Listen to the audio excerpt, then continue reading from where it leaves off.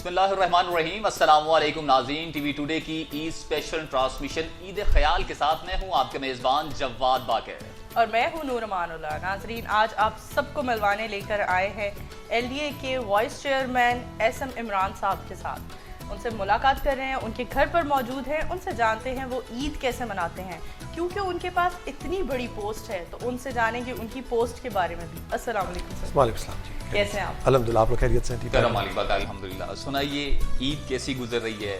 अल्हम्दुलिल्लाह जी, हमेशा की तरह बहुत अच्छी। सख्त वक्त है कोविड की वजह से, उसकी वजह से मसाइल हैं। मस्जिदों में भी जाएँ तो आपको ये प्रॉब्लम फेस करना पड़ता है, पर अल्लाह का करम है, घरों में खुशियाँ वहीं की वहीं हैं। अपने फैमिली से तो एटलीस्ट आप मिल सकते हैं, तो वो चीज़ें भी ज़रूरी हैं इस वक्त। लोगों को क्या गाइड करते हैं कि कोविड के साथ वो ईद कैसे मनाएं? मेरे ख्याल में देखिए, फैमिली से तो मिलना ईद के दिन कोई रुक सकता नहीं है, तो मैं रुकने का भी बोलूँगा तो ज़्यादती कर दूंगा। लेकिन मेरे ख्याल में दोस्तों से थोड़ा दूर हो जाएं, कोई बात नहीं, फ़ोन पे ईद बना लेना काफ़ी है। जितना ज़्यादा मिलेंगे ये बीमारी बढ़ेगी, पता नहीं है कहाँ से कौन सा जरासीम लेके गया हुआ है। सख्त वक्त है, अल्लाह ताला सब पे रहम करे, पाकिस्तान पे खास तौर पे रहम करे जी। पाकिस्तान पे खैर का वक्त है। अच्छा, कैसे देखते हैं कि अब की ईदें और कोविड-19 से पहले की ईदें, क्या फ़र्क आप देखते हैं? कोविड-19 से पहले की ईद में ना, देखिए एक दिल में ही ना सुबह से एक्साइटमेंट होती थी, आज सबसे मिलेंगे, छुट्टी भी है, दोस्त अहबाब घर आ रहे हैं, आप उनके यहाँ जा रहे हैं। अब कोई आ रहा है तो मास्क पहन के आ जाए, घर पे आए तो आप ना भी नहीं बोल सक रहे, बिल्कुल, ठीक है, आप किसी वो भी ना नहीं बोलेगा, पर अंदर से सब सोच रहे होंगे पता नहीं अब क्या हो जाना है। तो एक डर भी है, एक खौफ है, तो वो ईद में एक खौफ आ गया। ईद तो थी कि वो बेखौफ सी चीज, जाए आप बेलौस होके लोग मिल रहे, गले मिलना। अब वो गले मिलना तो ईद में एक मस्त है ना कि 3 बार ही मिलना है आपने, तो अब वो मिलने वाला काम नहीं हो सकता। अब हाथ पे काम चल रहा है, ऐसे करके सारे आधी कौम अर्तुगरुल बन गई है सुबह तुम्हारी। तो अगर हम आज के दौर की बात करें और माजी के दौर की बात तो हम कर चुके हैं, मैं आपसे पूछना चाहूंगी बचपन की ईद, आपकी बचपन की ईद कैसी हुआ करती थी? देखिए, बचपन में तो दिमाग में ये होता था ईदी लेनी है बस, इसके अलावा तो नहीं सोचते थे हम कुछ। ईदी पे शुरू होता था हमारा दिन, ईदी पे खत्म होता था, और शाम को फिर सब कजनों में बैठ के गिनना था किसको ईदी ज्यादा मिली।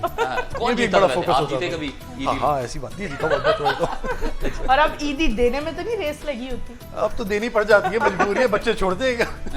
अच्छा, ईद पर घर में कौन सी जो ऐसी स्पेशल डिश है? वैसे तो आप बड़े फूडी से लग रहे हैं मुझे, आप देसी लग रहे हैं, तो अब कौन सी डिश है जो स्पेशल आप तैयार करवाते हैं ईद पर?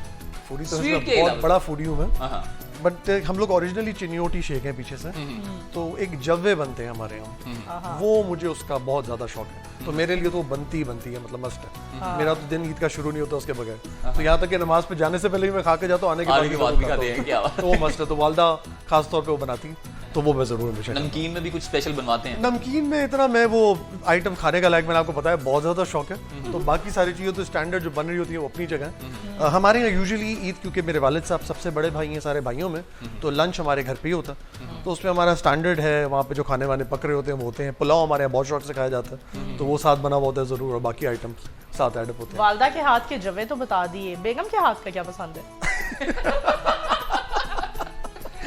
देखिए, वालदा के हाथ की जो चीजें हैं ना, जब वो मेरे सामने हो तो मैं किसी और चीज को हाथ नहीं लगाता, ठीक है ना। बट बेगम खास तौर पे घर पे बाकी चीजों का ख्याल, जो सेवियां बनती हैं, आपके घर की डेलिकेसीज बनती हैं, मेहमान आ जा रहे होते हैं तो एक्शन पूरा लगा पड़ा होता है साथ। लेकिन उनकी आपने कोई ऐसी स्पेसिफिक डिश नहीं बताई कि मेरी बेगम उसके ज्यादा कॉन्टिनेंटल आइटम अच्छे होते हैं। वो ईद पे खाने का दिल नहीं चाह रहा होता, बिल्कुल घर का, यानी कि आप खाना खाना, वो स्टेक्स वगैरह उस तरह की चीज ज्यादा अच्छी कर लेती है उसमें। अच्छा, तो बच्चों के साथ, बच्चों को आउटिंग वगैरह पे लेके जाते रहे हैं? कोविड से पहले की अगर बात करें, अब तो बड़े ये माहौल बड़ा कॉम्प्लिकेटेड सा हो गया। मैं बच्चों के साथ एक वीकेंड पे मेक श्योर करता हूँ कि हम कहीं ना कहीं निकलें, बच्चों के झूलों पे लेकर चले गए, अम्यूजमेंट पे ले गए, कहीं जू ले गए, सफारी ले गए, जो भी कर सकें, बट उनके साथ मैं कहीं ना कहीं आउटिंग मेक श्योर करता था करूँ। अभी वो सिचुएशन ज़रा अजीब सी है, तो आप बच्चों को ज़्यादा से ज़्यादा गाड़ी में ग्राउंड पे ले आएंगे, कहीं से टेक अवे से आइसक्रीम ले लेंगे, ये सिचुएशन हो गई है। तो कोविड से पहले का वक्त याद भी आता है। अच्छी चीज़ ये है कि बच्चों के साथ आप बाहर निकल के कभी काम पार्क में खेल लें, साइकिल चला लें, ये काम कर लें, बट शायद कोविड में ये एक अच्छी चीज़ भी हुई है। पहले हम ज़्यादा बिलीव कर रहे थे कि कहीं चले जाएं, कुछ करके आ जाएं, थोड़ी सी हेल्दी एक्टिविटी बढ़ गई है, बाहर निकल के वॉक करना, बाहर निकल के साइकिल चला लेना, इन चीज़ों से हम थोड़ी पीछे हट गए थे। हम बचपन में ये बहुत ज़्यादा करते थे, अब फिजिकल एक्टिविटीज की तरफ रुझान ज़्यादा हो रहा है, बच्चे तो वो आईपैड और इन चीज़ों पे ज़्यादा आ गए हैं, बट अब कम से कम ये फिजिकल एक्टिविटीज़ हम भी प्रमोट करें, नहीं बाहर जाओ, हालात ऐसे तो निकलना ज़रूरी है, इम्यून सिस्टम स्ट्रॉन्ग करें, हमारे वीक हो गए हैं बहुत ज़्यादा जी, तो ये चीज़ें ज़्यादा रही हैं इस तरह। तो आप कैसे देखते हैं कि ये जो ईदें, शब-रातें, जो खुशियाँ हैं, इनमें आपने भी बताया जैसे कि अपनी गुफ्तगू में भी कि अब वो माहौल वैसा नहीं रहा, अब तो बल्कि हाथ रख रहे हैं सीने पे और एक दूसरे को वेलकम कर रहे हैं, बस इस हद तक। तो इस चीज़ को आप लेकर क्या सोचते हैं कि ये जो खलूस, ये जो प्यार है, इससे कोई कम तो नहीं हो जाएगा रिश्तों में? देखिए, एक तो बात मैं वैसे ही बोलूँगा, वैसे भी टेक्नोलॉजी के आने की वजह से ना हम समझते हैं बहुत कनेक्टेड हो गए हैं, बट मेरे ख्याल में हम डिसकनेक्टेड हो गए, डिस्कनेक्टेड हो गए थोड़े से वैसे ही हो गए थे। बिल्कुल। अब तो फोन कॉल पे कोई भी पैगाम फोन दे कॉल रही पे है। आ गए। अब कोविड एक्चुअली आपको ये कह रहा है कि टेक्नोलॉजी पे ही रह जाओ बस, तो वो डिस्कनेक्ट तो आ रहा है। और देखिए, जब मुलाकात नहीं होती ना, फोन की कम्युनिकेशन और आमने सामने की कम्युनिकेशन में बड़ा फर्क पड़ता है। फोन पे आप बात कर रहे हैं, उस मैसेज में आपकी बॉडी लैंग्वेज नजर नहीं आती, सोच बिल्कुल। नजर नहीं आती, बिल्कुल। आवाज की वो दर्द नजर नहीं Expressions आएगा कि नजर नहीं परेशान है। आते। मैसेज तो एक मैसेज है, ओके का मतलब ओके भी हो सकता है और ओके का मतलब ओके भी हो सकता है। तो ये फर्क नहीं समझ आएगा आपको। तो ये फर्क आपके पड़ने लग गए हैं, कोविड की वजह से ये मसले आए हैं। बट मेरे ख्याल में जहाँ रिश्ता होता है, जहाँ प्यार होता है, वो कायम रहता है। डर सिर्फ ये लगता है कि हमारे जो आने वाली नस्लें आ रही हैं, जो बच्चे आ रहे हैं, उनमें ये इमोशंस कैसे रहेंगे। कोई ऐसी चीज जो कि ईद पर आप बड़ी शिद्दत से इंतजार करते हैं उसके मिलने का, वो खाने में भी हो सकती है या कि मुलाकात में की सूरत में भी हो सकती या है? नोटों में भी हो सकता है। नोटों में तो खास बात है। मैं तो अब यही कर सकता हूँ कि वालदा के पास जाता हूँ, वो तो मुझे आज भी मेरे वाले और वालिद साहब ईदी देते हैं। अच्छा, आप उनसे ईदी तो लेते मैं, हैं आप? हाँ, मैं तो अभी भी लेता हूँ। वालदा वाले साहब से तो लेनी मांग पड़ती के है। ईदी लेते हैं, मांग के हक से लेता हूँ। Very good. बहुत अच्छी बात। चाचा चाचियों से भी लेते हैं हम जाके भी। तो हमारा एक फैमिली का एक अच्छा माशाल्लाह सिस्टम है, सारी फैमिली आपस में काफ़ी कनेक्टेड है। तो हम बड़ों के साथ तो आज भी वैसे ही लड़ लेते हैं, लेकिन अब ये समझ आ गया हम भी थोड़े बड़े हो गए, तो अब ये मसला पड़ गया कि हमसे ज़्यादा मांगी जाती है, तो हम मांग कम सकते हैं। अच्छा, ईद पे इंतजार की बात की मैडम, आप वैसे पैसों की तरफ बात लेंगे, वैसे भी हैं भी वो शेख साहब, तो क्या कहते हैं? नहीं, ईद पे मेरे ख्याल में सबसे ज़्यादा मेरा इंतज़ार यही होता था कि सारी फैमिली इकट्ठी हो जाती थी। होता ये था कि मेरी परवरिश शुरू की कराची की, एक्चुअली मेरी पैदाइश भी कराची की थी। हमारा कराची और लाहौर दोनों में हमारे बिजनेस थे, तो मुझे बाद में शादी के बाद लाहौर शिफ्ट कर दिया गया था। तो कराची में हमारी फैमिली में ये था कि कुछ फैमिलियों के लाहौर थी, कराची थी, तो वहाँ होता तो ये बड़ी ख्वाहिश होती थी कि सारी फैमिली इकट्ठी हो जाए, भाई यहाँ होते थे वो आ जाएँ, तो सब लोगों का इकट्ठा होना जो था ना फैमिली का, वो ईद का दिन तो अपनी जगह पर रात को बैठ के भाई बहनों का गप्पे मारना, आपस में बातचीत करना, वो भी एक घर का बड़ा मजेदार माहौल होता, तो वो मैं बहुत मिस करता था। तो वो चीज़ एक बहुत ज़्यादा फ़ायदा मिलती थी। अब अल्हम्दुलिल्लाह क्योंकि फैमिली सारी आहिस्ता से आज़ाद मूव हो गई है, तो इस बार ईद भी लाहौर बन रही है, इसलिए उसका मज़ा अपनी जगह आ रहा है। सबसे ज्यादा कौन से शहर की ईद को आप मिस करते हैं, ये कहते हैं कि इधर ईद मजे की है? एक बार तो हम लोग एक्चुअली 2-3 मरतबा हम गए। एक ज़माने में छोटे थे, तो उस वक्त हम लोगों ने पीसी भूरबन में सारी फैमिली ने प्लान किया और सारे ख़ानदान वहाँ चला गया बुक करा के। अच्छा, तो वहाँ पे ईद बहुत मज़े की बनी। एक तो बच्चे भी थे, तो वो हल्ला गुल्ला भी सब कज़नों का आपस में अपनी जगह, और वहाँ पे फिर अंदर जंगल में बड़े अच्छे तरीके से उनके उस वक्त के जीएम तो उन्होंने बड़ा बंदोबस्त करा दिया बारबेक्यू का। तो वैसे ही जैसे हम अपने घरों में बारबेक्यू करते थे, तो वो हम वहाँ कर रहे थे। बकरा ईद पे गए थे एक्चुअली, तो वो हमने उसको बहुत एंजॉय किया वहाँ पे। सही है। बचपन में एक ट्रेंड हुआ करता था ईद कार्ड्स देने का। जी कभी दिया करते थे बचपन जी, बहुत ज़्यादा ईद कार्ड। उसके ऊपर प्रिंटेड फॉर्म में ही शेर आते थे, वो याद थे कि अपने हाथ से लिखा हुआ कोई शेर याद? शायरी में तो बहुत ही बुरा होगा, लिखूंगा तो लोग हंस पड़ेंगे। हम तो बचपन में उस तरह के शेर बोलते थे, वो दूर से देखा तो वनडे उबल रहे थे, करीब जाके देखा तो गंजे उछल रहे थे, तो इसलिए इस तरह की शायरी ना ही करें तो अच्छा है जी। तो हमने कहा ये हमसे नहीं हो सकता। सही है। अच्छा, तो वो ईद के जो बचपन के कोई दोस्त अब भी आपके साथ हैं, अटैच हैं, जिनको आप मिलते हैं खासतौर पर ईद के दिनों में? हमारा जो कराची में जिस घर में जैसे मैं रहता था, वो एक मोहल्ला जो था हमारा, वो एक सोसाइटी थी, तो उसमें बहुत ज़्यादा सारे दोस्तों का ना, मतलब शाम को निकल के साइकिल भी साथ चलाना, रोड पे क्रिकेट भी खेलना, मस्जिद भी करीब थी, वहाँ साथ जाना, तरावियाँ साथ पढ़ना। तरावियों के बाद एक बार बना हुआ था कराची में, वहाँ बलून फाइट होती थी, वाटर बलून फाइट, ये भी करते थे। तो वो बचपन में ये काम भी बहुत किए। अच्छा, छुपके के आमने बस सामने? वो टीमें बन जाती थी तो शुरू हो जाते, तो छुपके भी चल रहा होता था। बस वो बचपन की ये छोटी छोटी शरारतें, ये छोटी छोटी चीज़ें याद रहती हैं। दोस्त आज भी साथ हैं, दोस्तियाँ मेरी ख़त्म नहीं होती आराम से, जब रहती है तो दोस्ती मेरी हमेशा मेंटेन रहती है। तो दोस्त भी याद आते हैं, उनके साथ वक्त भी याद आता है। नेचुरली मुलाकात कम हो गई, मैं लाहौर हुआ है, बट आज भी वहाँ जाऊँ तो उनसे मुलाकात होती है, यहाँ आए तो उनसे मुलाकात हो जाती है, तो वो चीज़ चलती रहती है साथ साथ। यहाँ लाहौर में रहते हैं, आबाई शहर को तो बहुत मिस करते हो? कराची बचपन मेरा वहाँ हुआ है। हम कहने को चिन्योटी शेख है, बट मैं चिन्योट में कभी रहा नहीं, मेरे वालिदैन वगैरह बड़े बुजुर्ग वहाँ से हैं।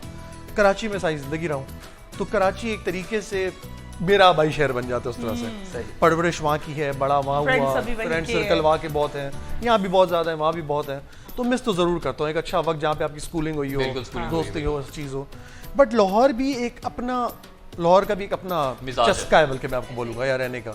यहाँ पे कंपैरेटिवली ग्रीनरी वहाँ से बहुत ज़्यादा है, कंजेशन उतनी नहीं है, नॉइज़ पोल्यूशन वहाँ से बहुत कम है, तो बहुत सी चीज़ें ऐसी हैं जो वहाँ से बेहतर भी हैं। वहाँ की लाइफ बहुत तेज़ है शायद कराची की, वहाँ पता ही चलता दिन कब शुरू और कब खत्म हो गया। यहाँ फिर भी आप कम से कम दिन को थोड़ा सा एंजॉय कर लें शायद किसी और का। तो है थोड़ा सा, बट डिफरेंसेस भी हैं। क्योंकि आपका बहुत लंबा अर्सा कराची में गुजरा और आप लाहौर में रह रहे हैं, कराची की बिरयानी पसंद करते हैं या लाहौर की बिरयानी? कराची। कराची यानी कि आगे भी कोई कराची का ढाबा देखते हैं किस पे लिखा हुआ, वो उधर से कराची बिरयानी मेरे घर पे बन जाती है बिरयानी। अच्छा, बिरयानी घर पे बन चल आप लोग को भी खिलाएंगे, बट कराची की बिरयानी आज भी बिरयानी कराची बोरी की होगी। बिरयानी कराची की है। अच्छा, सही। तो यानी कि खाना पीना कराची का अच्छा लगता है कि खाने की अगर बात चल पड़ी है तो? अच्छा, खाने पे ना ऐसे है कि हर जगह पे आपको स्पेशलिटी ढूंढनी पड़ेगी। ये नहीं आप कह सकते कि स्पेसिफिकली किसी शहर का अच्छा है, शहर की किस जगह का अच्छा है। तो कराची में अगर आपने बिल्कुल डिफरेंट वो स्ट्रीट फूड टाइप खाना है तो आप मालपूड़ा उस तरह की चीज़ें लेने, वहाँ की बंस रोड उन जगहों पे चल जाएंगे तो आपको डिफरेंट चीज़ मिलेगी। लाहौर में अब आप ये बोलेंगे गवाल मंडी में सब अच्छा है, नहीं सब अच्छा नहीं। पर आप गवाल मंडी में स्पेसिफिकली जाके बोलें कि मैंने वो बेकिंग विरसा है उसकी जाके चाप खानी है तो वो ज़रा डिफरेंट टाइप की है, उसकी क्वालिटी अलग है। आप बोले मेरे भज्जे के पाए खाने हैं तो वो ओरिजिनल भज्जे के अच्छे मिलेंगे आपको। चटखारा खाना है, आरिफ चटखारा का खाना है तो हाँ वो अच्छा मिलेगा। सही बात है, तो आपकी ये गुफ्तगू से मुझे लग रहा है कि आप वाकई फूडी हैं। आपने लाहौर के आगे ढाबों से भी खाना खाया, हर जगह से खाया है मैंने। आप अच्छे से अच्छे फाइन डाइनिंग बोले या कोई ढाबा बोले, मैंने हर जगह खाना खाया है। खाने का मैं शौकीन हूँ, जो अच्छा मिलेगा मैं वहाँ पहुँच जाऊँगा। तो चाय किसके हाथ की पसंद है घर में? जी चाय चाय पीता ही नहीं। चाय पीते नहीं आप? चाय का शौक नहीं है, कॉफी का नहीं है, ग्रीन टी का नहीं है। फिर तो लस्सी पीते होंगे। हाँ, लस्सी शौक से पीता हूँ, मीठी वाली। नींद भी आती होगी। हाँ, नींद भी आती होगी, फिर अक्सर होता है उससे बड़ी डिजीनेस हाँ, बट वो मैं ऐसे नहीं है कि दिन में पी लूँ, शाम को बंदा पी ले उसके बाद सो जाए। जैसे मैं अभी रोजे गुजर रहे तो उसमें मैंने ये मेक श्योर किया होता है कि सहरी में मैं जरूर पीता हूँ। मुझे आदत है सहरी में अपनी लस्सी पी के क्लोज करता हूँ, उसके बाद नींद भी अच्छी आ जाती है। वैसे थोड़ी देर के लिए सोना होता है, बट वो मेरे को एक आदत रही है कि सहरी में। रमजान कैसा गुजरा आपका? अल्हम्दुलिल्लाह बहुत अच्छा। रमज़ान पता भी नहीं चला, मतलब स्मूथली गुजर गया। जबकि सच्ची बात है कि रमज़ान से बिल्कुल पहले मुझे भी कोविड हो गया था। तो उसके बाद एक्सपेक्ट लोग कहते हैं रोज़े मत रखो, वीकनेस होगी। अल्लाह ताला ने ऐसी अपनी बरकतें डाली होती हैं कि पता ही नहीं चला कब रोज़ा शुरू हुआ, कब खत्म हुआ, क्या किया। अच्छा गुजर गया, अल्लाह का करम। रमजान की बात हुई है तो बचपन के रमजान की तरफ चले। बचपन के रमजान के कोई वाकयात याद हो? बचपन के रमज़ान में ये जैसे मैंने आपको बताया, तरावी के बाद रात को प्लानिंग हो रही होती थी सारे दोस्तों की कि हमने जी बलून फाइट कैसे करनी है। तो वाटर बलून फाइट हमारी होती थी, वो पूरी प्लानिंग होती थी। फिर रमज़ान में शाम को दोस्तों का इकट्ठा हो जाना, अफ्तारी का फैमिली के साथ बैठ के करना। वो अफ्तारी में टिपिकल हर किसी के यहाँ पकौड़े थे, समोसे थे, वो चीज़ें बनना, तो वो एक अपनी थी। और सहरी में मेरा एक हमेशा प्रॉब्लम होता था, मेरी वालदा नाराज ही रहती थी मुझसे। अच्छा। आवाज़ें लगाती रहती, उठता ही आखिरी बंदा होता, टेबल पे आता था मैं। और खाना मैं बहुत स्लो खाता था, वो नाराज कहती थी पेट तो भरो अपना पूरा। तो ये एक वो स्टैंडर्ड होता था रमज़ान का हमेशा। कहीं अभी भी ऐसा तो नहीं है? अब मेरे बच्चे मुझे डांटते रहे इस पे कि आप पापा लेट आते टेबल पे। ईद की शॉपिंग अपने लिए खुद करते हैं कि कोई करके देते हैं? मिसेस को ईद करती है, हेल्प यूजुअली तो मेरी मिसेस ही आके कर लेती थी। कभी टाइम मिला तो मैं उनके साथ चला गया। और ज़्यादातर ऐसा होता है कि वो घर पे कोई दर्जी आके सी देता, क्योंकि मुझे बहुत ज़्यादा वो फैंसी शलवार कमीज़ का शौक रहा हुआ नहीं। पहनता भी हूँ तो मैं वो पहनता हूँ जो बिल्कुल स्टैंडर्ड वाले होते हैं, वरना पैंट शर्ट में आया तो यूजली तो सुबह शलवार कमीज़ पहन लिया, बाद में बंदा पैंट शर्ट में दिन गुजार लेता। वो ज़रा मुझे पैंट शर्ट में आसानी रखती है, वॉलेट रखना, चीज़ें रखना कंफर्ट फील करता हूँ, तो वो आ जाता है उसमें। तो उनको भी शॉपिंग करवाते हैं, उनके कोई हेल्प करते हैं उनकी? नहीं, वो मेरा क्रेडिट कार्ड बस खाली कर देती थी जाके। शेख का क्रेडिट कार्ड खाली कर दिया? खाली कर देती है, बीवी कर सकती है। बीवी कर सकती है, ये आपने बिल्कुल सही कहा। शेख साहब का क्रेडिट कार्ड बीवी खाली कर सकती बीवी है। खाली कर सकती है, सही है। बच्चों के बारे में बताइए, इतनी बड़ी पोस्ट को हैंडल कर रहे हैं, लाहौर पूरा मैनेज कर रहे हैं, उसके साथ फैमिली को कैसे टाइम देते हैं? फैमिली तो लाजमी कुछ ना कुछ गिला करती होगी।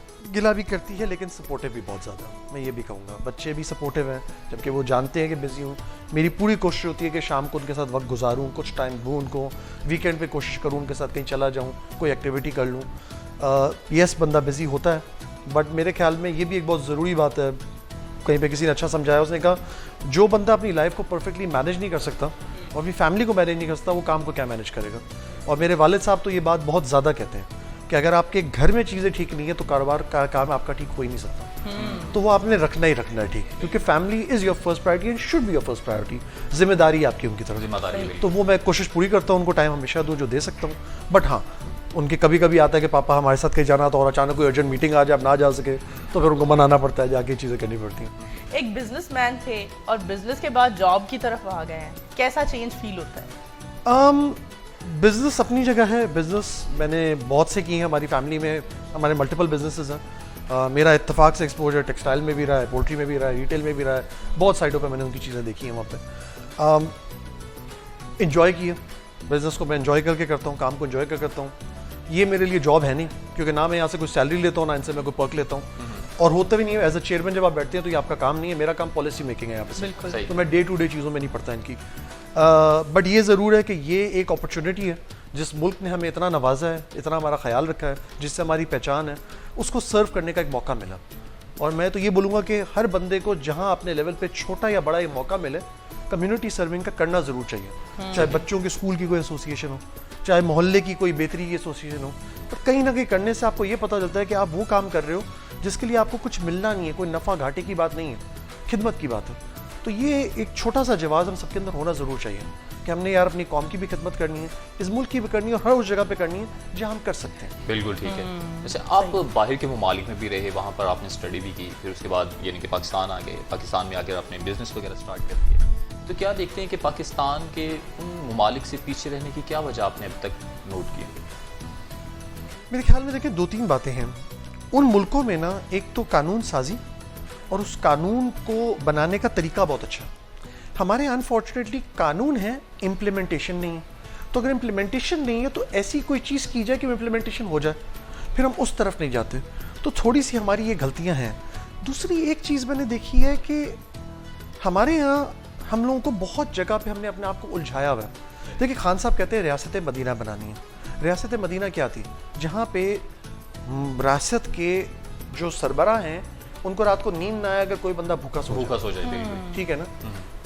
वो अलामा इकबाल कहते थे ना कि जब बाहर जाते हैं तो इस्लाम नजर आता है, मुसलमान नहीं। यहाँ आते हैं तो मुसलमान नजर आता है, इस्लाम नहीं। वो क्या कहते थे?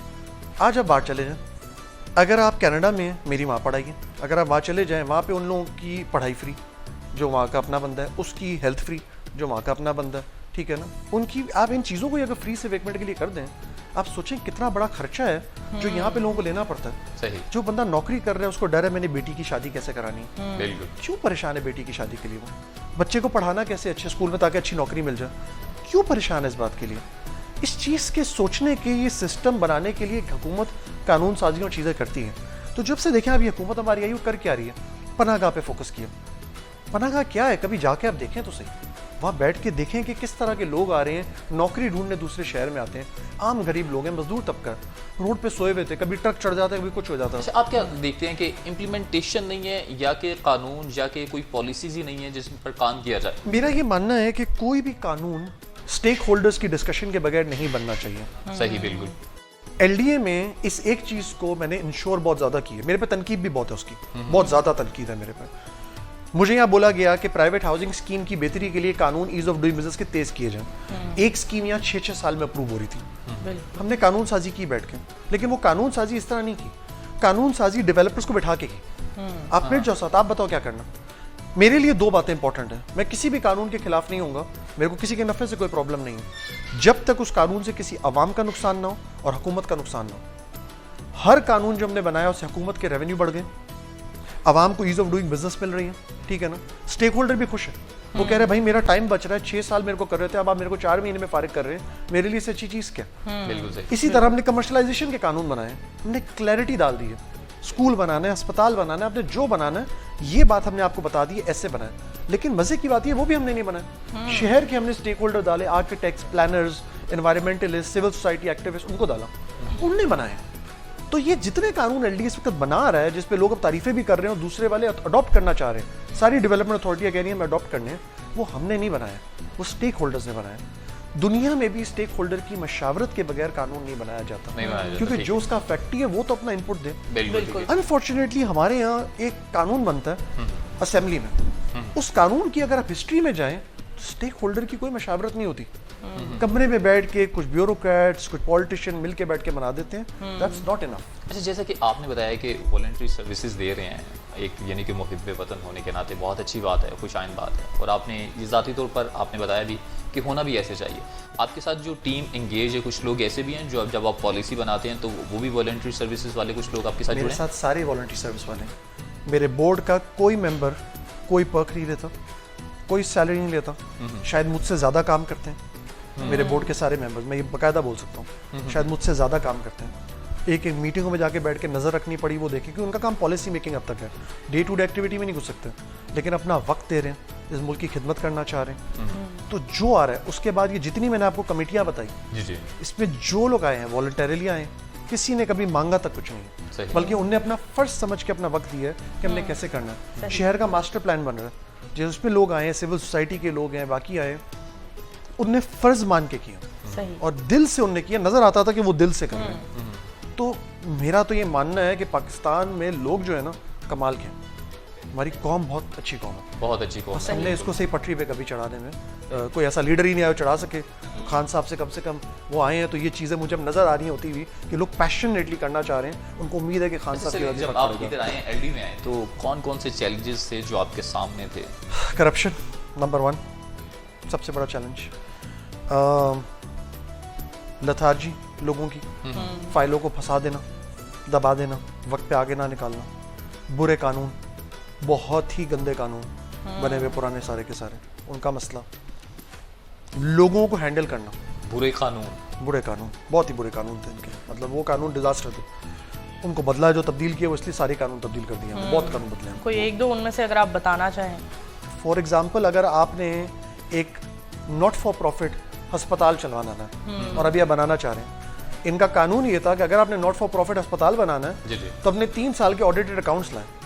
एक बंदा नया चैरिटी अस्पताल शुरू कर रहा है, वो 3 साल के कौन से ऑडिटेड अकाउंट्स लाएगा?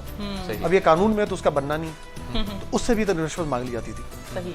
तो हमने रास्ता बंद करने के लिए कानून तब्दील कर दिया कि एक बंदा नॉट फॉर प्रॉफिट ला रहा है, अगर एफबीआर ने कमिट कर दिया कि ये नॉट फॉर प्रॉफिट ऑर्गेनाइजेशन है और वो आपको एफिडेविट ले रहा है कि मैं यहाँ पे कोई और काम नहीं करूंगा, तो आप उसको इजाजत दें, क्योंकि इन चीज़ों की तो ज़रूरत है। हमारा मुल्क तो चाहता है लोगों को डोनेशन देना, ज़कात का कल्चर है हमारे मुल्क में, सदक़े का कल्चर है, हम मुसलमान हैं, ये तो एक चीज़ हमारी सबसे ताकतवर चीज़ थी, हम इसको कैसे ख़राब करें? अच्छा, आपसे गुफ्तगू का सिलसिला हम जारी रखेंगे ईद ख्याल की इस खास ट्रांसमिशन में, मगर यहाँ पर एक छोटी सी ब्रेक लेनी है हमें। ब्रेक से ब्रेक की तरफ चलते हैं, हमारे साथ रहिएगा।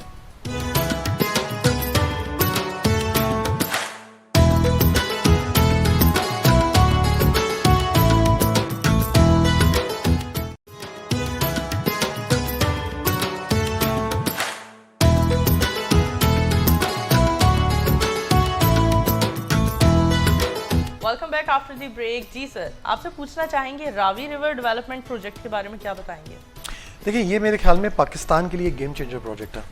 जिस तरह का ये प्रोजेक्ट प्लान किया गया है, एम्बिशियस है, यस, ड्रीमी है, ख्वाबी प्रोजेक्ट लोग बोलते हैं, लेकिन देखिए ख्वाब देखना तो ज़रूरी है ना, पूरा तो वही करेगा जो देखेगा। खान साहब ख्वाब देख रहे हैं, शुक्र करें देख रहे हैं। हमारे हुक्मरान वो भी आए जो ख्वाब देखना जानते हैं, और सबसे बड़ी बात है वो पूरा भी करना जानते हैं। उन्होंने पास्ट में भी प्रूफ किया, अभी भी करेंगे। पाकिस्तान एक वक्त था, आप 60 की दहाई की वक्त बात कर लें, कुछ भी नहीं था आपके पास, हमने डैम बना दिए थे इस मुल्क में, सोच थी, जज्बा था, बिल्कुल। वो एक होता ना कि आपको वतन से प्यार था, हमने कुछ करना था, अपने मुल्क के लिए करके जुनूनी थे हम, ठीक है ना। हमारे पैसे इंडिया ने रोक लिए थे, ठीक है ना, हमने फिर भी बनाया, कब बना के दिखाएंगे, और बना दिया, अब वो चल रहे हैं। उसके बाद क्या हुआ?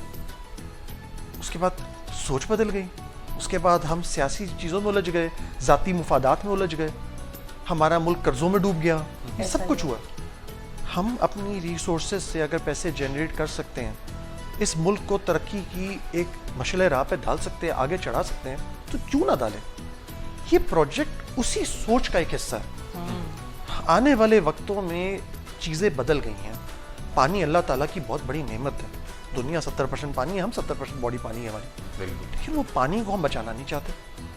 पानी को बचा लेंगे तो आपके वो जो बराज बनेंगे, चीज़ें बचेगी, आपके से पानी लाहौर का नहीं बच रहा, हाँ पूरे पाकिस्तान में जो 340 किलोमीटर पर दरिया चल रहा है उसको फ़ायदा, इर्द गिर्द के इलाकों को फ़ायदा दे रहे, तो वो बहुत ज़रूरी है, उसको बचाना ज़रूरी है। इस प्रोजेक्ट की स्टार्ट पानी से, फिर उसके इर्द गिर्द जो डेवलपमेंट की हाई एंड की बात की जा रही है, जो उसको क्रॉस सब्सिडाइज कर रही है प्रोजेक्ट को, उसको भी समझें। एक अच्छी प्लान्ड सिटी अगर बनाई जाए तो उसमें क्या बुरी बात है? हमें ज़रूरत है इन चीज़ों की इस वक्त। पाकिस्तान जिस जगह पे खड़ा हुआ है आज, जिस मसले में खड़ा हुआ है इस वक्त आज अगर हम इन चीज़ों पे फोकस नहीं करते तो हम आने वाले बच्चों के हाथ में क्या एक मग्गा दे के जाना चाह रहे हैं, कप दे के जाना चाह रहे हैं कि और भीखे मांगे? इस भीख के कल्चर से बाहर निकलना है। दुनिया के सामने हमारी इमेज क्यों है कि हम भिखारी हो गए? कोई हम नहीं है। हर चीज़ अल्लाह ताला ने इस मुल्क में हमें दी है। हमें अल्लाह ताला ने टैलेंट भी दिया है, हमें अल्लाह ताला ने रिसोर्सेज भी दिए हैं, हमें अल्लाह ताला ने ये मुल्क दिया। इस मुल्क के बारे में सोचना पड़ेगा। अच्छा, ये बागों का शहर लाहौर को कहा जाता है, अब भी कहा जाता है, आप क्या देख रहे हैं, कितना कंट्रीब्यूट कर रहे हैं इस बागों के शहर को हकीकत में बागों का शहर बनाने के लिए? देखें, खान साहब ने एक बिलियन ट्री सुनामी लॉन्च की थी। वो बिलियन ट्री सुनामी मेरे ख्याल में वाकई एक वर्ल्ड रिकॉर्ड है पूरा। अब वो कहते हैं मैंने 10 बिलियन करनी है। दरख्त आप किसी भी जगह देख लें, कोई भी इवेंट होता है इस वक्त पीटीआई का, तो पहला काम दरख्त लगा के किया जाता है। बिल्कुल ऐसी बात है। ठीक है ना? तो ये मैसेज है कि दरख्त लगाने। नहीं, ये तो बड़ी अच्छी कोई बात है discussion कि नहीं। खान साहब ने बल्कि इंटरनेशनल फोरम्स पर ये Forums आवाज पे उठाई ये है, बात- माहौलियात की, ये बिल्कुल। इसमें सऊदी अरब में एक चल रहा है, उनके साथ हमारी बातचीत चल रही है इसी हवाले से। एग्जैक्टली अब लाहौर शहर के अंदर बहुत से जगहों पे जहाँ पार्क्स थे वक्त के साथ ख़त्म कर दिए गए। बल्कि मैं आपको, जब हम आए तो हमने एक वर्किंग की जनरली, पिछले 15 से 20 साल में हमारा जो दरख्तों का ट्री कवर था वो आप समझे 75% कम हो गया था। अब हमने उसको वापस बहाल कैसे करना है, अपने अपनी हवा को बेहतर कैसे करना है, तो एक नया कल्चर आ गया अर्बन फॉरेस्ट का, एक जापानीज मेथड है मियावाकी का, उसके तहत। और अगेन मैं ये बोलूँगा कि बेलॉस होकर इस मुल्क के लोग हैं जो काम करना चाहते हैं। हमने टारगेट किया कि लिबर्टी के अंदर ये काम करना। सही। तो लिबर्टी में काम करने के लिए एक प्राइवेट बंदे आए, उनने बोला कि हम आपको ये पूरा फॉरेस्ट बना के देंगे। शायद उसकी कुछ करोड़ की कॉस्ट होगी जो हमने पे की। उनने पे की, वो फॉरेस्ट बन गया। आज अब लिबर्टी में जाएं, अब उस बात को 1.5 साल हो गया, वो पूरे दरख्त बन गए, वो घना जंगल है। वहाँ पे नई नई स्पीशीज आ गई हैं। आप जाएंगे ना, आपको तितलियां नजर आती हैं वहाँ, आपको वहाँ पे अलग अलग किस्म की वो बर्ड नजर बैठी हुई नजर आती हैं। एक अच्छा माहौल बन गया। तो अब जब शहर बड़े हो जाते हैं ना, और आपने वहाँ पे ये दरख्तों का निज़ाम बेहतर करना हो, तो आप अर्बन फॉरेस्ट की तरफ मूव करते हैं। तो अब हम उस तरफ भी जा रहे हैं। हर जगह दरख्त को लगाने के लिए प्रमोट, जितने कवानीन हमने एलडी में बनाए हैं, हमने दरख्तों को इंश्योर किए। हम ये भी बोल दिए कि हम आपके घरों के कंप्लीशन सर्टिफिकेट के साथ भी शर्त है कि इतने दरख्त होंगे तो देंगे। हाई राइज बिल्डिंगों में शर्त है कि आपकी छत पे रूफटॉप गार्डनिंग होनी जरूरी है। तो ये सारी शराइत हमने ऐड कर दी हैं। हमने सोसाइटी वालों में भी शर्तें लगा दी हैं कि इतने दरख्त आपने लगाने ही लगाने हैं। घर सोसाइटी की तो समझ आई, घर वालों पे भी शर्तें हैं, सोसाइटी वालों पे भी शर्तें हैं, बिल्डिंगों पे भी शर्तें हैं, इंडस्ट्रियल स्टेट पे भी शर्तें हैं, सब पे शर्तें लगाई हैं कि दरख्त लगाने आप। तो हम अपने कानूनों में भी दरख्तों को डाल रहे हैं, क्योंकि हम ये मानते हैं कि अगर साफ एनवायरनमेंट नहीं होगा, साफ हवा नहीं होगी, आबो हवा नहीं होगी, तो इंसान रहेगा कैसे? कोविड की वजह से 0 लिटरली हुआ, तो आपके लाहौर शहर का नंबर जो था आपका एयर क्वालिटी इंडेक्स का, वो कहाँ नीचे आ गया, और फिर हम वापस दुनिया के सबसे पोल्यूटेड शहर बन गए। हमारे स्कूल कॉलेजेस बंद हो गए थे उसकी वजह से। बिल्कुल एक बड़ी स्मोक की वजह से। गाड़ी आपका सबसे बड़ा पोल्यूटर गाड़ी है। हमारे यहाँ शहर में चलने की जगह नहीं है, हमने उस पर फोकस अब करना है। देखिए, वो लोग कहते हैं कि आप चलने की जगह बनाएंगे, गर्मी बहुत है। ओ भाई, जिसके पास गाड़ी है ना, वो ये कह सकता है। जो आम गरीब आदमी है वो साइकिल पे गर्मी में ही जाता है, तो उसको चलने की जगह दे दें, कोई बुरी बात नहीं है। और शहर के 3 महीने ऐसे होते हैं जब सही गर्मी होती है, बाकी तो बड़ा प्लेजेंट मौसम है। अभी भी अच्छा मौसम चल रहा है, तो अभी तो मौसम ठीक है हमारा। सही। अच्छा, हाई राइजिंग के मुताबिक क्या कहते हैं आप? देखिए, ये एक लॉजिकल डायरेक्शन है जो प्राइम मिनिस्टर ने दी है।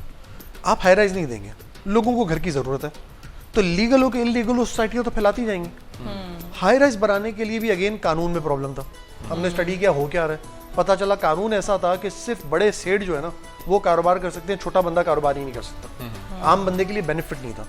तो हमने बिल्डिंग की हाइट्स की लिमिट्स बढ़ा दी। हमने बिल्डिंग में छोटे बंदे को कारोबार के लिए मौका दे दिया कि 10 मरले पे भी अपार्टमेंट बना लिया। हमने उनको मौका दे दिया। उसकी वजह से क्या हुआ, जब हम आए थे तो हमारे आने से पहले यहाँ पे साल की 1 हाई राइज बिल्डिंग बनती थी अंडर कंस्ट्रक्शन। इस वक्त हम लोग मोर देन 250 के अप्रूवल दे चुके हैं इन सालों में। कंस्ट्रक्शन 150 से 250 पे चल रही है। आप गुलबर्ग के एरिया में जाएं, आपको अलग अलग सबके, उसमें से ये नहीं कह रहा कि अपार्टमेंट्स है, उसमें कमर्शियल बिल्डिंग्स भी है, उसमें होटल्स भी हैं, बट उसमें खूबसूरत बिल्डिंग्स बाहर आ रही हैं। माहौल हमारा चेंज हो रहा है, इमेज चेंज हो रहा है, पर्सपेक्टिव चेंज हो रहा है। इस वक्त बाहर के आर्किटेक्ट्स यहाँ के बैठे हुए हैं। मेरे पास एक्चुअली यहाँ पे ऑफिस में मिलने आर्किटेक्ट्स आ रहे हैं जो पाकिस्तानी नहीं है, वो फॉरेनर्स हैं जो यहाँ बैठे हुए हैं, क्योंकि उनका काम बहुत मिल रहा है। तो हमारा कल्चर अब चेंज हो रहा है, हमें भी अपनी सोचों को बदलना पड़ेगा। देखिए, दुनिया के साथ चलना है। आपने मुझसे पहले सवाल किया कि दुनिया में आपने क्या देखा जो यहाँ पे है कि नहीं है, क्या चीज़ थी। अब वहाँ जाते हैं, वहाँ पे मॉल्स का एक कल्चर था, हमारे यहाँ नहीं था। मॉल्स आ गए, आ गए, बिल्कुल ठीक है ना। वहाँ पे लोग निकल के जाना चाहते थे कि नहीं था, वहाँ आउटिंग का कल्चर, रेस्टोरेंट की उस तरह के एनवायरनमेंट्स का, फाइन डाइनिंग का था। आप कहीं था, आ गया। तो आपने हर चीज़ का मिक्स क्रिएट करना है, एक अच्छा माहौल बनाना है, हर किस्म की क्लास आपके यहाँ कंफर्टेबली रह सके। अच्छा, जब से आप आए हैं, आप तब से कितनी बजट, कोई जो आपकी अचीवमेंट है उनमें कितनी बजट आपने करके सरकार को दी है? हम जब आए ना, तो यहाँ पे एक अजीब सा कानून था, ठीक है ना। वैसे तो टेक्निकली वो नैप का पूरा स्कैम बनना चाहिए उन पे। वो था क्या, कोई भी प्रोजेक्ट 40 करोड़ रुपए से अगर ऊपर का हो तो ये 5% एक्स्ट्रा अलाउंस दे देते थे उसको। उस 40 करोड़ का रुपए- प्रोजेक्ट ऊपर हो किसी से अमाउंट में, तो ये कहते थे कि मेगा 5%। प्रोजेक्ट अलाउंस है। हाँ हाँ पहला सवाल तो ये कि हमारे कारोबार में एक सवाल चीज होती है, उसको कहते हैं इकोनॉमीज ऑफ स्केल। जब कोई भी एक साइज से बड़ा जाता है ना काम करने, तो उसकी कॉस्टें कम होती हैं। सही। इनने उसमें 5% एक्स्ट्रा डाल दिए फॉर नो रीजन। मतलब 100 करोड़ पे 5 करोड़ मुफ्त के एक्स्ट्रा, तो किस खाते जा रहे हैं? इसका मतलब कहीं और जा रहे थे। सही। हमने उसको कर दिया बंद। अब मैं आपको ये बताऊंगा, उसको बंद करूं तो अपने एलडीए सिटी जो हमारा पिछले 10 साल से फंसा हुआ था, उसको हमने सीधा करना शुरू किया। 10,000 लोगों को भी खान साहब के थ्रू हमने उनकी अलॉटमेंट्स कराई। 10 साल से उनकी फाइलें फंसी हुई थी, वो उनको दे दिए, वहाँ काम शुरू कराया। 500 करोड़ रुपये हमने वहाँ किया। तो 500 करोड़ पे 5% तो मैं से वही अगर बचा लूँ तो 25 करोड़ रुपये।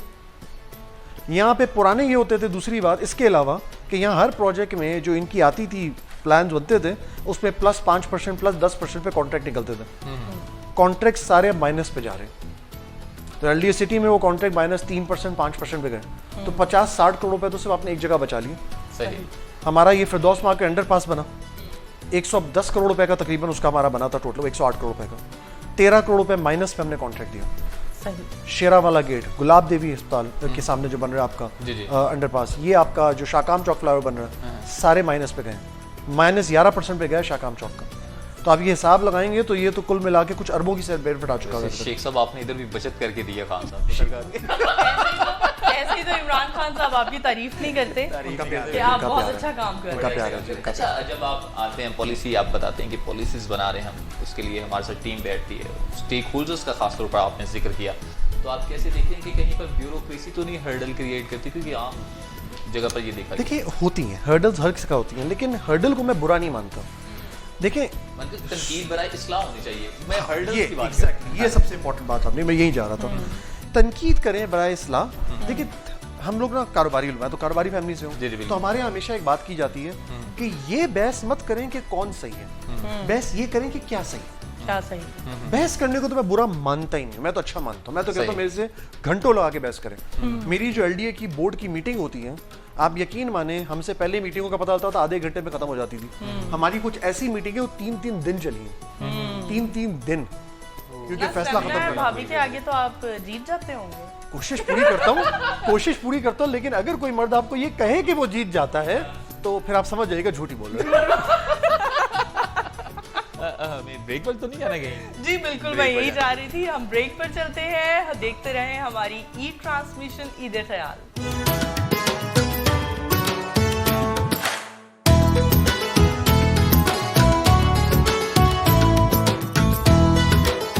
ईद ख्याल ट्रांसमिशन में एक दफ़ा से फिर आपको खुश आमदीद कहते हैं। इमरान साहब, बात चल रही थी कुछ चैलेंजेस के हवाले से, कुछ हर्डल्स के हवाले से बात चल रही थी। अचीवमेंट्स के बारे में क्या कह रहे हैं कि अचीवमेंट अब तक आपने कौन सी अचीव कर ली हैं? देखिए मैंने कानून साजी का बताया, मेरे लिए बहुत बड़ी अचीवमेंट फील होती है, क्योंकि उससे आम बंदे को बहुत रिलीफ मिलता है, और ये वो चीज़ है जो एक्चुअली लोग मांगते हैं। तो हमारा काम था ये करना और लोगों को रिलीफ देना। देखिए ये ब्रिज और अंडरपास वगैरह ना, ये चीज़ें बनती रहती हैं। इन चीज़ों को मैं बहुत Infrastructure यानी कि बनता रहता है ज़्यादा सारा। चलता रहता है, सभी करते हैं आके, मेरे लिए वो एक्साइटमेंट नहीं थी ज़्यादा। पीटीआई का मंशूर था घर, मेरे लिए शायद वो चीज़ जिसको मैं मानूंगा कि मेरे बोर्ड की, एलडीए की और हुकूमत की बड़ी अचीवमेंट है, वो ये एलडीए सिटी नया पाकिस्तान अपार्टमेंट्स का प्रोजेक्ट है। बिल्कुल। सही। मेरे दिल के भी करीब है, खान साहब के भी दिल के बहुत 40,000 करीब के कितने घर बन रहे हैं? 35,000 का हमने वहाँ बनाने का बिल्कुल। टारगेट किया है। वो जो हमने किया है ना, वो एक बहुत मेजर अचीवमेंट है, और उसके पीछे बहुत वक्त लगा है, बहुत कानून साजी हुई है। प्राइम मिनिस्टर ऑफ पाकिस्तान की ज़ाती अगर उसमें इन्वॉल्वमेंट ना होती तो वो चीज़ें नहीं हो सकती थी जो उसमें हुई हुई हैं इस वक्त। तो उनकी बहुत इन्वॉल्वमेंट थी। और आपने थोड़े दिन पहले मुझसे ब्यूरोक्रेसी की बात की थी, मैं आपको यही बोलूँगा कि उस प्रोजेक्ट में जिस तरीके से ब्यूरोक्रेसी ने सपोर्ट दी है, खास करके हमारे हाउसिंग सेक्रेटरी और चीफ सेक्रेटरी ने साथ बैठ के, ये प्रोजेक्ट नहीं होना था। जैसे बड़ी बैलेंस से गुफ्तगू कर रहे हैं आप, थोड़ी सी आगे बैठे। उनका भी बहुत ज़्यादा सपोर्ट थी, कैबिनेट की बहुत सपोर्ट रही, हमने बहुत से कानून बनवाए। क्योंकि पुराने वक्तों में क्या होता था कि जल्दबाजी में प्रोजेक्ट बना दिया जाता था, कानून पूरे नहीं करते। तो गवर्नमेंट के कोई लवाजमात है, आपने कुछ कानून साजियाँ करनी होती हैं, वो बने ऐसा ही है। हैं, उनको ठीक करके चलना ज़रूरी होता है, ताकि कल को कोई शरारत ना हो, सवाल ना आए उसके ऊपर। हमने वो सारे पूरे किए और हमें हर तरफ से सपोर्ट मिली है। मेरे को वो बहुत बड़ी अचीवमेंट लगती है, और ख़ास तौर पर अचीवमेंट ये लगती है, आपने सेविंग की बात की थी ना, जी जी।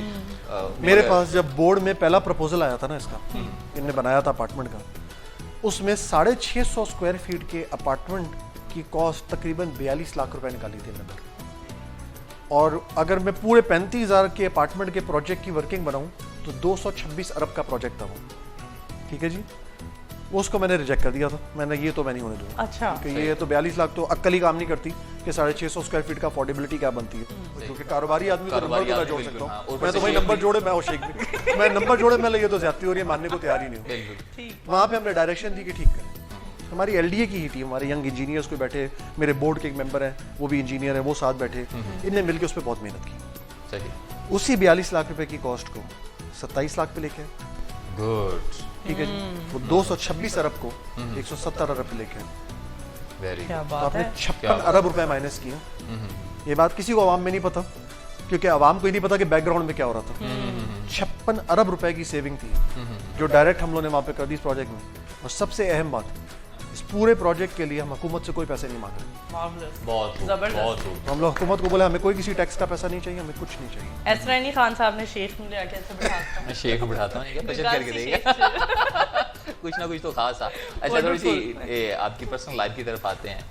गुनगुनाने का शौक तो होगा, मगर मुझे आप ये वाज़ेह तौर पर कह देंगे कि गुनगुनाता नहीं मैं, मगर कुछ आज ईद के मौसम भी है, माहौल भी है, हाँ। दिन भी है, तो कुछ ना कुछ कोई एक सुना दीजिए, इनकार ना कीजिएगा। क्यों चाह रहे हैं आप भी यहाँ से भाग जाए और लोग अपने कैमरे और टीवी तोड़ दें, आपका कारोबार टीवी का बंद हो जाएगा, लोग टीवी तोड़ देंगे। बहुत नहीं, नहीं, हम सुन हम सकते गाने हैं। यकीन माने लोग टीवी तोड़ देंगे, ये ना करवाएं सुनते मुझसे, रहते हैं। आगे ना। गाने बगाने मेरे को गाने सुनने का बहुत शौक है, ठीक है ना। गुनगुनाने वाला काम मुझसे आप अच्छा, बिल्कुल किस मत तरह कराएं, की ये मौसीकी आप सुनना पसंद करते हैं? सुनने को हर चीज़ सुनता हूँ मैं इंग्लिश भी सुनता हूँ, मैं आपके पाकिस्तानी भी सुनता हूँ, मैं आपकी गज़लें भी सुन लेता हूँ। मेरा अपने अपने मूड पर डिपेंड करता है मैं क्या सुन रहा हम अपने प्रोग्राम में डिफरेंट पॉलिटिशियंस के इंटरव्यूज करते हैं और हमारा ये सेगमेंट है, तो हमारे व्यूवर्स डेफिनेटली इस चीज के यूज्ड टू हैं, वो सब भी यानी कि स्क्रीनें नहीं टूटेंगी। हूँ। उनको पॉलिटिशियंस को अपने पर बहुत भरोसा होगा उनकी आवाज़ पे, ठीक है ना। उनको 10 जगह जाना पड़ता है, तो मेरी आवाज़ पे भी मुझे पूरा भरोसा है कि स्क्रीनें टूट जाएंगी। तो मैं नहीं चाहता कि सिर्फ इलेक्ट्रॉनिक वालों का बिजनेस चले ज़्यादा, टीवी वालों का चलता रहे। अच्छा, चलिए ये बताएं कि सही। हुस्न परस्त हैं कि बस हुस्न अच्छा लगता है? ये आप बात के हवाले से कर रहे हैं, पहले ये क्लियर करें जिस हवाले से समझ लें, दुनिया का हुस्न देख लें, कोई सिन पे नाजू का हुस्न देख लें। कि अल्लाह ताला ने हर किस्म का हुस्न बनाया है तारीफ करने के लिए हुस्न की तो तारीफ रहनी चाहिए। इसमें क्या बुरी बात? नहीं हुआ जाते जाते कोई हुस्न देखा हो तो उसकी कान में तारीफ कर गए हो? जी, यहाँ से कान मुड़ भी जाता है, कभी भी साथ खड़ी हो तो। तो ऐसा हो जाता है वैसे वाकई? ये तो सबके साथ ही होता है। अगर आप भी बोलेंगे आपने कभी नहीं हुआ तो फिर परेशानी में आप इसका मतलब। अभी मैं सिंगल हूँ। अच्छा, थोड़ा सा गुफ्तगू को आगे बढ़ाते हैं। और आपके पास 2-3 मैं नाम लूंगा, एक लफ्ज में उसको बयान करना चाहिए, उस पर्सनैलिटी को आपके मुताबिक।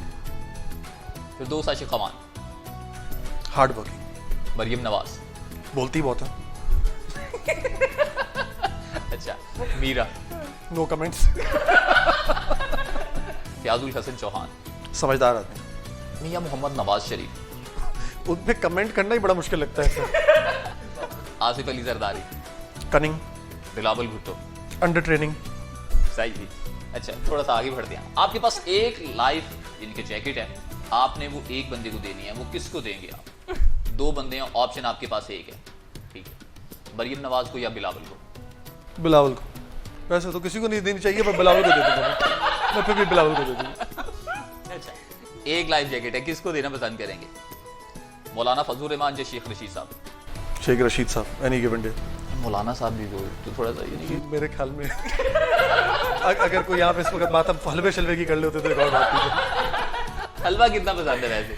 शौक्स, बहुत एक शौक्स। क्वेश्चन है जी जी बिल्कुल, आप कर सकते हैं, बिल्कुल सर, करेंगे। आपके पास एक लाइफ जैकेट है हाँ। और एक तरफ महविश हयात की ऑप्शन है और एक तरफ डॉक्टर फिरदौस आशिक अमान की, तो किन्हें आप सपोर्ट करेंगे, किन्हें लाइफ जैकेट देना तो फिर आशिक खान को ही दे दूंगा। मुझे मुल्क का भला ज्यादा पसंद है। नहीं, मुल्क का भले के साथ घर भी जाना उन्होंने, ख्याल। सबसे बड़ी बात तो ये है। अच्छा, खाने की भी आपकी बात कर ली है, बुक्स रीडिंग भी करते होंगे, जाहिर सी बात है, पढ़ने का शौक अब भी है कि? ज्यादा नहीं, मैं रीडिंग का शौकीन कभी भी बहुत खास नहीं रहा। मेरे ख्याल में जितनी रीडिंग मैंने एलडीए में आके की है, इतनी कभी जिंदगी में नहीं की थी, ठीक है ना। वो ये कानून समझने के लिए, पढ़ने के लिए पता नहीं क्या क्या पढ़ना पड़ता उसकी वजह से। बट अगर मुझे बोले बुक रीडिंग का बहुत ज़्यादा शौक नहीं है। कुछ बुक्स पढ़ी हैं, स्पेसिफिकली पढ़ी हैं, बहुत अच्छी थी, ज़्यादा रिलेटेड टू लीडरशिप, मैनेजमेंट, उस हवाले से वो पढ़ी हैं ज़्यादा। स्टोरी बुक्स का कोई खास शौक कभी नहीं रहा मुझे, बहुत ज़्यादा वो नहीं है। मूवीज़ का शौकीन हूँ, तो स्टोरी वही बंदा देख लेते हुए देखनी है।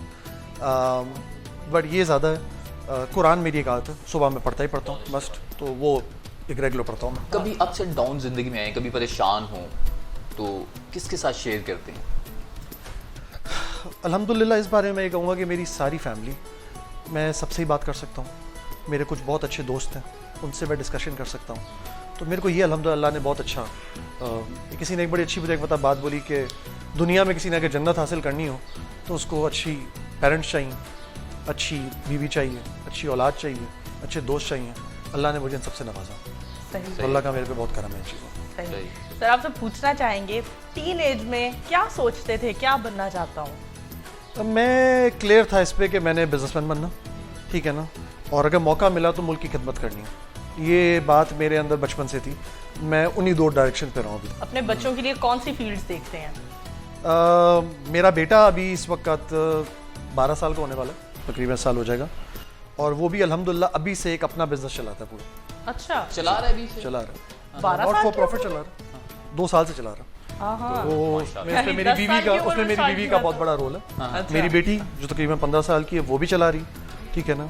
तो मेरी बीवी का एक अच्छा रोल है कि जब कोविड के वक्त पे सब घर पे बैठे हुए थे और बोर थे या बच्चे मूवियाँ ही देख रहे थे और टाइम ज़ाया कर रहे थे, तो मेरी बीवी ने उनको इस पटरी पे लगाया कि इससे अच्छा आप कोई बिजनेस करो जिसके प्रॉफिट को आप चैरिटी में दें। अच्छा अच्छा, ये उन्होंने बहुत- माशाल्लाह से बहुत- उन लोगों ने बहुत अपनी अच्छा। जॉइंट चैरिटी से कोई मस्जिद भी बनवा दी है, उसने लोगों को दी है जिनने अपनी दुकानें बना ली हैं। तो अल्लाह का करम है कि वो एक अच्छी डायरेक्शन पे आप बिजनेस बता सकते हैं कि जो व्यूवर्स देख रहे हैं आपको? बेटा मेरा एक सोप बनाता है, उसने एक सोपटास्टिक के नाम से कंपनी बनाई हुई है। तो सोप के अंदर टॉय होता है। अच्छा, तो कोविड के टाइम पे आप हाथ धोएंगे अपने, बच्चों को टॉय का होता है तो हाथ लोग बच्चे बिल्कुल। धोते नहीं थे, तो बच्चे अब हाथ धोते हैं तो टॉय निकलता है, तो बच्चे इस खुशी से सोप को ज्यादा यूज करते हैं। बहुत उसने वो बहुत किया हुआ खूब, है। और बेटी जो है वो रेजिन और इनकी ज्वेलरी बनाती है और उसको फिर अगली बेचती है आगे जाके उस पर।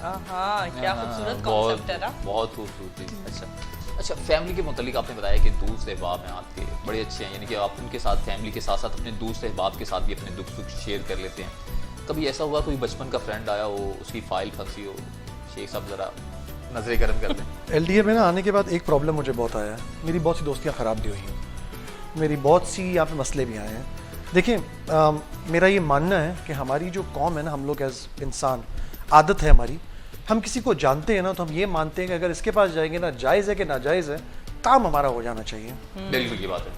अगर कोई मेरा दोस्त है या कोई बंदा मुझे जानता है और इस मुल्क के साथ मुखलिस है, तो ये मान के रखें कि नाजायज़ काम की उम्मीद मत रखें, जायज़ की रखें। बिल्कुल। जायज़ काम यकीन माने मेरे पास कोई अपना लेके आ जाए, कानून में उसकी गुंजाइश हो, कोई उसको रोक रहा हो, मैं उनके लिए एंड तक चला जाऊंगा, लड़ जाऊंगा। Very good. नाजायज़ होता है तो मैं फ़ोन करके किसी को बोलता भी नहीं, और ना मैं किसी को टोपी ड्रामा दे के घुमाता हूँ। लोग क्या करते हैं, अच्छा इस डायरेक्टर के पास चले जाओ, उसके पास जाओ, मैं वो भी नहीं करता। सही। मेरी वो तबीयत नहीं है, मैं सीधी बात करता हूँ कि आपका काम हो सकता है कि नहीं हो सकता। उस चक्कर में बहुत से ऐसे दोस्त हैं जो नाराज़ भी हुए हैं, मैं आपको सच बताऊँगा। सही। बहुत से ऐसे ताल्लुक़ थे अच्छे लोगों से जो ख़राब भी हुए हैं। और ऐसा भी हुआ है कि बहुत लोगों ने मुझे बोला आपने नहीं किया, हमने कहीं पैसे दे के काम करा लिया। ये भी हुआ, मैं आपको झूठ नहीं बोलूँगा। दिल दुखता है जब ये होता है। मैं नाराज़गी भी लोगों से करता हूँ कि यार जब मैं सियासी तरह से बैठा हुआ हूँ, मैं ना कर रहा हूँ, तो आप लोग गवर्नमेंट अफसर होने के नाते ये काम क्यों करते हो? सियासी दबाव भी होता है इस चीज़ पर बैठे हुए। देखिए आता है, लेकिन अल्हम्दुलिल्लाह सबसे बड़ी बात ये कि जिनका दबाव मैटर कर सकता है बहुत ज़्यादा, वो हैं खान साहब। उनसे कभी भी नहीं आया, बल्कि उनको पता चल जाए किसी ने डाला तो उसके खिलाफ चले जाएंगे। तो वो इतने स्ट्रेट फॉरवर्ड है माशाल्लाह से, ठीक है ना, ऐसे अपराइट सीधी डायरेक्शन है उनकी लाइन कि वो उस पर कोई लिहाज नहीं करते। तो वहाँ से ये सपोर्ट मिल जाती है कि गलत काम किसी भी हाल पे नहीं करना। और उसके फ़ायदे में ये होता है कि वो दबाव शबाव मेरे पे कोई पड़ता नहीं है किसी का। तो मेरे पहली बात है, जो जिनको मैं अपना दोस्त और फैमिली बात आपसे कर रहा हूँ, उनको तो पता है इसने कभी वो गलत काम करना नहीं, तो वो कहते ही नहीं है। बिल्कुल। जो थोड़े से एक नेक्स्ट लेवल के दूसरे दोस्त होते हैं दूर वाले, कभी आ जाएं, मैं उनको बता देता हूँ। मेरे बारे में अब यहाँ लोगों को पता है कि इस ऑफिस से गलत काम होना नहीं, सही। तो आते भी नहीं है लोग मेरे पास काम के लिए। अब लोगों को ये बात क्लियर है, अच्छा। सियासतदानों को कोई भी, सबको पता। आप फ्यूचर में आपको पॉलिटिक्स की तरफ जाता हुआ देख सकते हैं आप? मेरा कोई ऐसा खास इंटेंशन नहीं है, बट मेरे को मुल्क की खिदमत करने का कहीं मौका मिला तो मैं ज़रूर करूँगा। मेरे अंदर पेट्रियटिज्म हमेशा से है, इस मुल्क के लिए हर चीज़ करूँगा जो करना पड़ा। अच्छा, बिल्कुल आखिरी सवाल आपसे मैं करूँगा, बल्कि आपका पैगाम लेना चाहूँगा इस सूरत हाल में, कोविड-19 की सूरत हाल और ऊपर से ईद, क्या पैगाम देना चाहते हैं? देखिए ईद का मौका है, बहुत खुशियों का मौका है। हर बंदे ने ईद देखी हुई है, हमेशा देखी हुई है, वक्त देखे हुए हैं जब खुशियाँ मनाते थे, गले मिलते थे, नमाज पढ़ने जाते थे, घरों से भी मिलते थे खुशी से जाके, कब्रिस्तान सबका फैमिली का जाने का कल्चर होता था, ये चीज़ें करते थे। इस वक्त मेरे ख्याल में वक्त सख्त है। हुकूमत जो बोल रही है, जो कर रही है, आपके फ़ायदे के लिए बोल रही है। और ये इंसानी इखलाक भी है कि इस बात को समझें कि वक्त के हुक्मरान अगर कोई बात कर रहे हैं तो वो बड़ा सोच के कर रहे हैं। हमने बाज़ारों में देखा, मैं जानता हूँ कारोबारी तौर पे, मैं खुद कारोबारी आदमी हूँ, बहुत नुकसान हो रहा है, बहुत मसले आ रहे हैं, लेकिन अरबों का नुकसान हो जाए एक बंदे की जान वापस ला सकता है, बिल्कुल नहीं। किसी का चाहने वाला वापस ला सकता है। इसलिए इस बात को अवाम को थोड़ा समझना चाहिए। सख्त वक्त है, सख्त फैसले करने पड़ेंगे, लेकिन ये सख्ती अपने घरों से शुरू करें।